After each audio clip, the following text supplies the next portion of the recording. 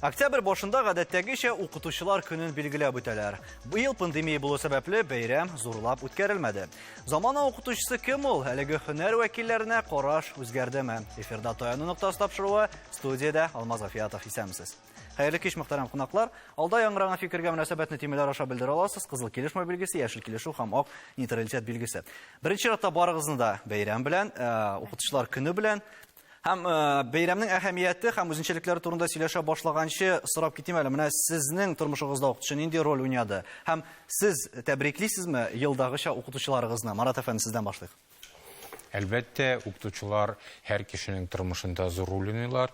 Алар балаларга билим дөньясына кертәләр балаларны һәм фәнгә, гомумән кишилек тормышын ачалар. Һәм инде һәр баланың яраткан укытучысы була, ул шуның белән дөньяга кирип китә. Әлбәттә, бу иң яхшы гуманлы профессия дөньяда. Дөньяда гомумән укытучыларга җәмгыятьнең карашы бик югары һәм аларга зур игътибар бирелә. Безнең илдә инде эш хакына карасаң, игътибар ул кадәр зур түгел, ләкин киләчәктә безнең илдә ул юлга басар, укытучыларның дәрәҗәсен кешеләр каршында күтәрер дип уйлыйм. Һәм укытучылар күп очракта тормышында билгеле диләр. Альбина, килешәсезме? Мин дә һичшиксез килешәм һәм менә шушы бүген бәйрәм көне уңаеннан әлбәттә чын күңелдән үземне укыткан укытучыларны тәбриклим. Озын гомер һәм сәламәтлек теләп калам, энергия, уңышлар теләп калам. Һәм инде әлбәттә бүгенге көндә үзем дә укытучы буларак һәм мәктәп җитәкчесе буларак укытучыларның эшен менә тагын да яхшырак аңлый башладым һәм шуннан да хөрмәткә лаек бик зур эш эшлиләр. Шуңа күрә без әлбәттә бүгенге көндә без укытучылар, укучылар мең рәхмәтле булырга тиешбез. Рәхимә ханым, вакытлар узу белән укытучыга карата мөнәсәбәт үзгәрәме? Шул ук балалар, әти-әниләр тарафыннан. Укытучыга карата мөнәсәбәт үзгәрү ул укытучының үзеннән тора дип саныйм мин. Чөнки менә фәненә караганда да, менә әгәр дә нигезенә төшенсәң, бала нинди фәнне ярата, менә укытучы үз фәнен яратып, үзен укытучы итеп күрсәткән мөгаллимгә генә балалар тартыла. Шуңа күрә кем укытучы була ала дигән сорауга мин иң беренче чиратта укытучы ул балаларны яратып, үз фәнен камил дәрәҗәдә биреп, белеп, балаларга аны кызыклы итеп сеңдерә алучы кеше дип әйтер идем. Шуңа күрә мин һәр вакыт әйтәм, менә әгәр дә балалар белән укытучының ниндидер конфликтный ситуациясе була икән, мин әйтәм, мин бер керермен, но мин балаларга әйтә алмыйм. Менә бу укытучыны сез яратырга тиеш, сез аны, бу эшне үзегез башкарырга тиеш һәм баланың күңеленә ачкыч үзегез таба алган очракта гына сез чын мөгаллим буласыз дип әйтәм. Ләкин төрле фикерләр яши. Мәсәлән, элегрәк укытучы ул һәр кеше өчен шундый зур бер авторитет иде, аерым бер шәхес иде. Хәзер шул исәптән әти-әниләрнең мөнәсәбәте аркасында да балалар ничектер барыбер икенче төрлерәк карый диләр. Килешәсезме икән бу фикер белән? Альбина, сез ничек уйлыйсыз? Үзгәрдеме, мәсәлән, шул ук 5, 10, 20 ел элек булган укытучыларга мөнәсәбәт һәм балалар арасындагы үзара мөнәсәбәт? Минемчә, бераз үзгәрде һәм моңа безнең илгә кирип киткән бераз базар мөнәсәбәтләре сәбәпчедер дип уйлыйм. Ләкин шуннан да менә кул кушырып утырып, миңа ниндидер хөрмәт кирәк дип, мине хөрмәт итегез дип утырып булмый. Бу укытучыдан да үзеннән тора. Әгәр дә укытучы үзен тота белсә, үзенең фәнен яратып бирә алса, балалар да анарга тартылачаклар. Бу әлбәттә туган тел укытучыларына аеруча орга туры килә, ләкин минемчә хәзерге вакытта татар телен укытып калган укытучылар иң яхшылары, иң әйбәтләре, иң хөрмәткә лаеклары һәм алга таба безнең эшләр тагын да яхшырыр дип. Әйе, һәм без сөйләшергә яратабыз, шулай замана мәктәпләре, замана балалары дип. Менә Искәндәр, бүгенге балалар аерыламалар шулай ук. Алар башка төрлерәкме? Аларга мәгълүматны җиткерү таләпләре үзгәрдеме? Әйе, әлбәттә, безнең бит хәзер балалар интернет булгач, алар күбрәк информацияны интернеттан ала, видео аша ала, күбрәк Без кичкенә вакытта бездә анда информацияны кайналадык. Без китап укыйдык, библиотекага барайдык. Ә хәзер аларның күбесе китап укырга бик яратмый, аннан соң информацияны видео аша алалар. И шуңа күрә без аны әйтәбез клиповое мышление дип, шундый. Мин үзем дә сизәм, менә хәзерге кечерәк балалар, мин үзем уртангы яшьтәге балалар алып, өлкән сыйныфларга кадәр укытам, олимпиадалар белән без шөгыльләнәбез. Аларның бу укып информацияны алу һәм информацияны алу гына түгел, ул информацияны анализ итү, аннан соң куллану ул информацияны, аларның сәләтләре башкарак. Һәм аларга ничектер яңа подходлар, яңа методлар кулланырга кирәк. Һәм бүген бит әле барыбер күбрәк шул китап уку урынына, өйдә дә, урамда йөрү урынына шул һаман да әйтәбез, без гаджетларда утыралар дип. Рима, ничек уйлыйсыз, шул ук телефоннарны куллану, аларның тормышта инде хәзер аерылыксыз бер элемент булулары да чагылыш таба микән укуда балаларның? Әлбәттә таба, һәм менә Искәндәр белән мин Искәндәрнең сүзләренә кушылам, чөнки замана баласының аның 100 ел элек яшәгән баладан бер дә баш миенең бер дә аермасы юк. Ләкин шартлар үзгәрде һәм замана балалары менә 2010 елдан соң туган балалар, аларны альфа буыны дип йөртәләр. Буыннар теориясына карасак, бу балалар чынлап та 2 яшьтә әле күбесе сөйләшә дә белмиләр, ләкин хәзер инде YouTube каналларын ачып, рәхәтләнеп телефонны блоктан чыгара алалар, һәм бу шартларга укытучылар да, укыту процессы да ничектер ияләшергә тиеш дип уйлыйм. Гаджетлар мәсьәләсенә килгәндә, гаджетлар аларны бит файдага да кулланып була. Мәсәлән, шул ук VR технологияларны алсак, ул күзлектән карап, күбәйберне өйрәнеп була. Микроскоптан карар урынына, мәсәлән, күбәйберләрне күзлектән карап өйрәнеп була. Алай дисәк инде китаптан карар урынына, мәсәлән, интернеттан карауда булырга мөмкин. Шуңа китермәсме соң бу тагын киләчәктә? Аның асылына төшенсән, без бит хәзер менә бу китаптан гына уку, ул бит визуал гына яктан, менә визуаллар өчен генә әйбер һәм мондый балаларның мәктәптә 10% гына була ала, мәсәлән. Һәм менә китаптан гына укыту, лекция форматында укыту шушы 10% балага туры килә ала. Калган балаларны нишләтәбез? Мәсәлән, алар аудиал, визуал, төрлеләре була. Кемгәдер, бәлки математиканы, белмим, сикереп укытырга кирәктер. Һәм менә шушыны белеп укыту, ул минемчә замана укытучысының төп бурычы булырга тиештер, ләкин аерым индивидуаль белем турында сөйләшербез әле. Замана мәктәпләре дидек, менә ул замана мәктәпләре нинди таләпләргә җавап бирергә тиеш? Миңа калса, замана мәктәпләре әлбәттә билим турында, академик билим турында уйларга кирәк, билим әлбәттә ул кирәк, ләкин академик билимнән кала тыш. Менә без хәзер заманча әйткәндә 4K компетенциялар турында да уйларга тиешбез һәм аны мәктәптә бирергә тиеш. Ул да булса, бүгенге замана балалары креатив фикер йөртергә тиешләр, критик фикер йөртүне үстерү, шулай ук мәктәп укытучылар өстендә. Шулай бит коммуникация, командада бергә эшләү. Математик, мәсәлән, нинди генә сәләтле математик булмасын ул бала мәктәптә. Шулай бит, әгәр дә ул командада бергә сөйләшеп, уртак тел табып, шундый проектлар төзи алмаса, аңа тормышта да бик авыр булачак. Шуңа күрә менә шушы белемнәрне генә түгел, ул белемнәрне тормышта бу бала ничек куллана ала? Менә шушы сораулар, компетенцияләрне мәктәптә, замана мәктәбендә булдырырга тиеш, уйланырга тиеш ул хакта. Һәм балаларның бу очракта, мәсәлән, кемдер әйтә бит, беренче сыйныфка кергәндә дә ул инде югары белемле бала булып керә хәзер, бөтенсен белергә тиеш, анда мәсәлән берничә тел белергә тиеш дип, менә бу Марат әфәнде, ничек уйлыйсыз, дөресме? Һәм бүген таләпләр шундыймы балаларга карата? Бүгенге көндә ул балаларга карата гына түгел, бөтен кешеләргә карата таләпләр шундый. Бүгенге көндә объектив рәвештә конкурентлы кеше булу өчен инглиз телен белергә кирәк. Чөнки ул аралашу гына теле түгел, ул фән теле. Фән бүгенге көндә инглиз телендә алып барыла. Безнең кешеләр рус телендә дип уйласалар да, рус телендә бернинди дә терминнар юк. Алар барса да инглиз теленнән кергән терминнар. Инде уйлауны карасагыз, фәннәрнең исемнәрендә дә рус сүзләре юк берсендә дә. Алар берсе дә рус сүзе түгел. Аларның ичләрендә дә шулай бөтен терминнар инглиз. Шуңа күрә бүгенге көндә инглиз телен белергә кирәк. Без татарларга туган телебезне белергә кирәк.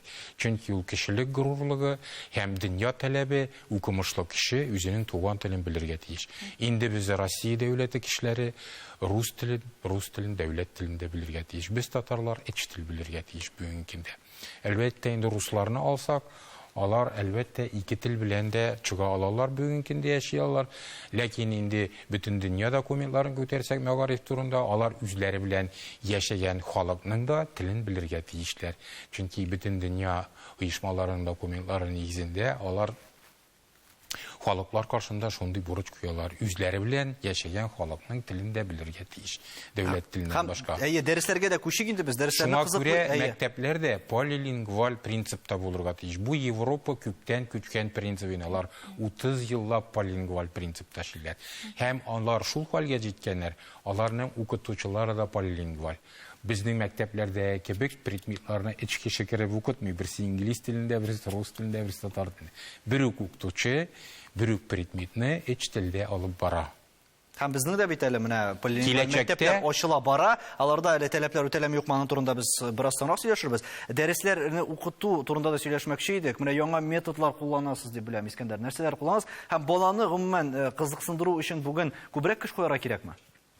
Яңа метод дип мин бик килешеп бетмим. Чөнки методлар алар күбесе күптәннән бар. Ана кайбер методларны без бәлки оныткан була алабыз.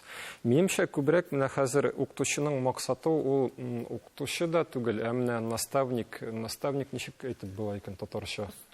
Устаз кебек. Чөнки менә традицион яктан карасак, безнең шул информацияны, анасын дәресләрендә бала ул укый ала, интернеттан таба ала, хәзер онлайн дәресләр бар. Күбесенчә менә без аны әйтәбез, балага менә укыганда индивидуаль траекториялар төзәргә ярдәм итүче менә ниндидер остаз. Менә мин үзем дә укытканда менә мин шулай үземне шундый методика кулланам. Баланы үзенә эзләргә, үзенә информацияны анализ иттерү, ниндидер үзләренә проект эшләү, мин аларга бирәм, ә үзем аларны менә остаз буларак шул төрле юлларын күрсәтәм. Заман укытучысы менә ничә тел белергә тиеш? Сез ничә тел беләсез үзегез? Мин Марат белән килешәм. Менә бездәге Татарстандагы укытучы ул кимендә 3 телне белергә тиеш. Ләкин барлык мәктәпләрендә полилингваль итеп була микән, юкмы икән бу хакта рекламадан соң?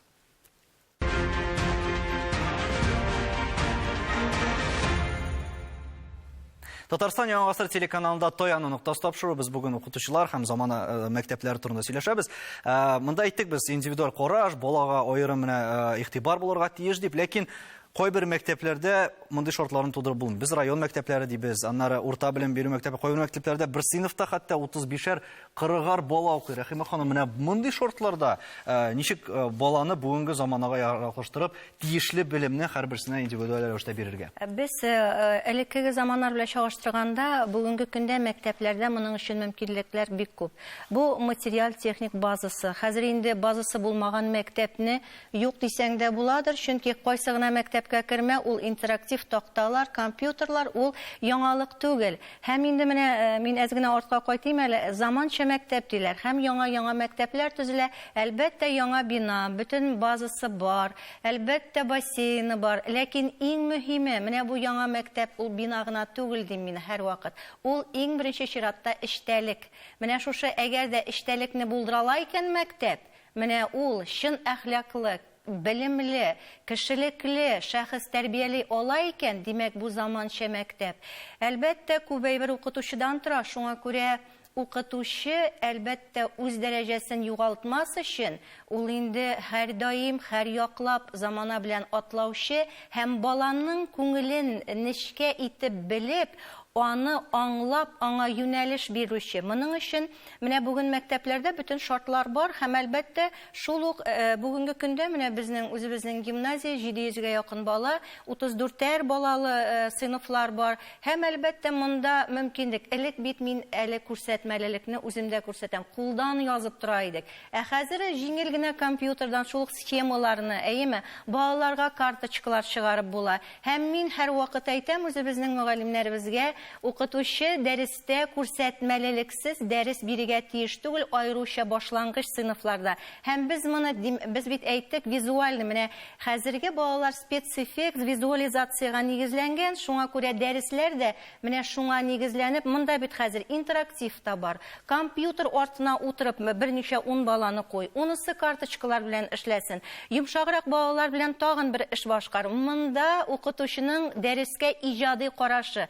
Һәм мин һәр вакыт укытучыны артист белән чагыштырам. Менә ул артист дәйме бөтен тамаша залын үзенә каратып тотамы? Менә укытучы да 40 баламы, 35 баламы шушы балаларны каратып, һәр бер балага индивидуаль траектория авыр булса да, аны билгеләргә тиеш. Һәр балага игътибарны бирергә тиеш. Ничек уйлыйсыз, индивидуаль караш ул балаларны артык иркәлиме безне? Әллә киресенчә аның сәләтен ачырга ярдәм итәме икән? Рәхмәт, бик дөрес сорау. Мин килешәм, сәләтне ачырга ярдәм итә. Һич шиксез. Һәм миңа калса, менә без укытучылар һәрбер баланың көчле ягын табарга тиешбез. Безнең гадәттә ничек мәктәптә? Менә сезнең балагызның математикасын ачар, әйдәгез репетитор яулыйбыз, әйдә меңдә бер дәрес математиканы, һәм шундый мисал китерәләр. Күбрәк шуны ишетәбез. Ә нишләп без ул баланың көчле ягын карамыз? Бәлки аның рәсем ягыннан ул бик көчледер.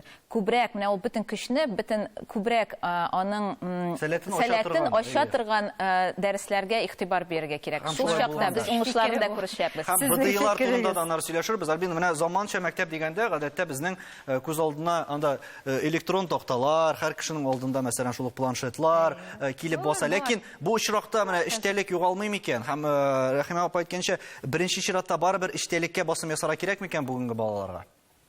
Минемчә, безнең хәзерге вакытта без бик күп төрле методикалар белән мавыгабыз. Минемчә, менә 20 еллар элек, 15-20 ел элек безнең белем бирү системасы ныграк иде, ягъни аның бер скелеты бар иде. Хәзерге вакытта без төрле методикалар кулланып, әлеге скелетны бераз югалттык. Ә бит безгә таләпләр шул дәрәҗәдә калды, хәтта артып та китте алар. Шуңа күрә менә уеннар белән, җырлар белән түгел, менә без хәзер әйтергә яратабыз инде татар телен уен җыр аркылы, грамматикасыз бирергә кирәк дип. Юк, грамматика нинди дәрәҗәдә булырга тиеш, чөнки олимпиадаларда бездән бит грамматика таләп итәләр. Һәм ничек син грамматикасыз әлеге сөйләм структурасын төзеп бирә аласың? Ягъни һәрбер дәреснең фәннилеге булырга тиеш. Һәм сез быел әле иң яхшы татар теле һәм әдәбияты укытучысы исеменә дә лаек булдыгыз. Менә җаваплылык өстиме бу? Һәм сез үзегезне чын мәгънәсендә заманча татар теле һәм әдәбияты укытучысы итеп сизәсезме? Мин бәлки үземне татар теле һәм әдәбияты укытучысы дип сизәмдер. Ә заманча ул инде һәр укытучы заманча булырга тиеш. Без балалар белән үсәргә тиеш. Менә X, Y, Z буыннары, альфа буыны, балалар үзгәрә, алар үзләренең ниндидер гадәтләре буенча шул ук. Ләкин фикер йөртүләре буенча алар башка. Шуңа күрә без алар белән үсәргә тиеш. Телибезме, теләбезме? Мин инде 10 еллык элек булган укытучы түгел. Мин бүген бераз башка төрле һәм башкача мин фикер йөртәм. Рима ханым, ничек уйлыйсыз? Сез мәсәлән, әгәр дә быелгы дип әйтеп түгел инде, менә гомумән хәзерге заман балаларын алсак, тулаем алганда, аларга заманчалыкны аңлатырга кирәкме? Алар беләм үзләренең, мәсәлән, шул ук әтиәниләреннән аерылып торуларын, аларның укытуы, мәсәлән, кайбер әтиәниләр әйтә, менә без шундый булдык, нишләп син шулай укымыйсың, мәсәлән, менә безне бер нәрсә дә юк иде. Без шуңа ирештек дип. Яки балалар белән башка төрле сөйләшергә кирәкме бүген? Минемчә, һәр буын шушы сорау белән очрашадыр, һәм һәр вакытта аталар һәм уллар конфликты барлыкка килә. Һәм һәрбер буын ул бит конфликт аша узмаса, ул яңа буын була алмый, яңарыш китерә алмый.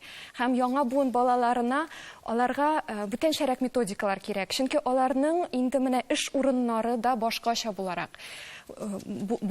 Чөнки мәсәлән, менә мин шәхсән үзем институтка кергәндә, мин үземнең укытучы буласымны беләдер. Хәзерге укытучыларның да, мәсәлән, «Атлас будущих профессий» дигән китапка карасаң, анда педагогика буенча бик күп юнәлешләр бар. Үзем җәй көне педагог-дизайнерга укыдым. Андый һөнәрне әле белмиләр дә иде. Ләкин ул инде көндәлек. Хәзер менә бу цифрага күчү белән педагог дизайнерларның аларга ихтыяҗ арта бара. Һәм балалар да моны аңлап үсәргә тиеш. Аларның эш урыннары проект булачак. Алар һәр 5 ел саен кимендә проекттан проектка күчеп йөрүче балалар була. Һәм бу балаларга хезмәттәшлек итәргә, өйрәтергә кирәк. Ансы аңлашыла. Ләкин менә мәктәпләр айырмасы да бар бит әле. Бар урта мәктәпләр, гимназиялар дип әйтик, шул ук хәзер полилингваль мәктәпләр, замана мәктәпләре. Марат әфәнде, ничек уйлыйсыз, монда аермалылык бармы, әллә баланың үзеннән торамы? Чөнки без күп мисаллар беләбез. Гади авыл мәктәбендә укып та БДИны, мәсәлән, максималь балаларга тапшыру була. Әллә нинди текә мәктәпләрдә укып та, анда мәсәлән, син белемсез чыгарга мөмкин. Менә монда кайда нинди шикләр булырга тиеш һәм күп очракта кемнән тора баланың белеме? Әлбәттә, баланың белеме беренче чиратта аның Алла биргән сәләтеннән тора. 70%. Инде 30% укытучыдан һәм аның тирәлегеннән тора. Ләкин ул 30% да яхшы кулланырга кирәк. Мин һәр вакыт әйтәм, сәләтле балаларны бергә җыеп укытырга кирәк. Бергә җыеп. Чөнки төрле сәләтле балаларны бер класска җыеп утырсаң, сәләтсезләре кирәк кадәр үсәлми. Сәләтлеләре кирәк кадәр үсәлми. Укытучының игътибары сәләтсез балаларга китеп бетә, тегеләре эшсез утыра. Белемсез калалар икесе дә. Бу сәләтте, бу юнәлештә сәләте булмаган балаларның, аларның башка ниндидер юнәлештә сәләте бар, укытучыларны эзләп табарга вакыты калмый, алар белән шөгыльләргә вакыты калмый. Сәләтлеләр, алар без инде чигенә җиттек дип эшләми торалар. Шуңа күрә дөньяда мәктәпләр бүленәләр категорияләргә. Безнең илдә әкрен генә ул юнәлештә бала яңа тип мәктәпләр төзеп маташалар, ләкин формаль рәвештә дәүләт тарафыннан балаларны бүлү мәктәпләргә әле кертелмәгән. Ниндидер ул ялган демократик принцип белән имештер ата-аналар үзләре сайлап кертәләр. Әлбәттә, күбесе ата-ана уйлый, бала яхшы мәктәптә укыса акыллы була дип. Ләкин ул дөрес фикер түгел. Дөрес фикер түгел. Үзең нинди, балаң шундый була. Бер кайда барып булмый, кызганычка каршы. Генетика ул объектив әйбер һәм аны аңларга кирәк. Шуңа күрә баладан артыкны таләп итәргә дә ярамый. Вот егет турында бик зур сүзләр күтәрелә, балаларга стресс була диләр. Ул стрессны ата-аналар ясыйлар. Алар балаларына хәлләрен килмәгәнне таләп итәләр. Шуңа күрә Алла биргәнгә риза булып яшәргә кирәк. Һәм әле заманча мәктәп дибез, без барыбер. Заманча мәктәпләр кирәк. Мәктәпләр үсәргә тиеш, ләкин ул мәктәпләрне балаларга бүлү, балаларны ул мәктәпләргә бүлеп укыту дөнья тәҗрибәсе нигезендә дәүләт тарафыннан оештырылырга тиеш. Нәкъ менә шул фикерне дәвам итеп, Альбин, ничек уйлыйсыз? Җиһазландыру гына түгел бит инде ул замана мәктәбе дигәндә. Менә әгәр дә без шул ук чит ил мисалларына нигезләнеп, анда укытучыларның әле үз аңында үзгәртергә кирәк бит. Монда бит әле син шул ук заманча мәктәп төзүдең дә, мәсәлән, әле барысы да заманча таләпләргә туры килә дигән сүз түгел. Менә без моның артыннан куып, артта калмабыз микән? Мин коллегалар белән килешәм. Бит стена, нинди генә җиһазлар булмасын, ул матур шәп, укытучыдан барысы да тора. 100 ел элек, хәзер ул барбер иң мөһиме укытучы. Укытучының үз өстендә эшләве. Менә әйтәләр бит, мин бит инде һәр 10 ел элек укытканны хәзер укыта алмыйм. Шуннан да дөнья үзгәрә, методикалар яңара. Дөнья бүген ачык. Әгәр дә син дөрестән дә телләр беләсең икән, син башка коллегалар белән сөйләшеп, яңа методикаларны беләсең, өйрәнәсең һәм аларны кулланасың. Һәм менә бер галим әйтүенчә, бүгенге инновациялар иртәгә инде традициялар. Тормыш шул хәтле тиз, шуңа күрә бу инновациялар үзеннән үзе керә бара, бары тик сәләтле укытучылар, үз профессиясын ярата торган укытучылар, алар әлбәттә куллана һәм кая авылдамы ул мәктәп, мәктәптәме үзенең эшен 200%-ка эшли һәм балалар шуннан да зур теләк белән ул укытучының балаларына чабачак. Һәм замана мәктәпләрендә белем бирүдә Искәндәр, сезнеңчә нәрсә таянып тиеш?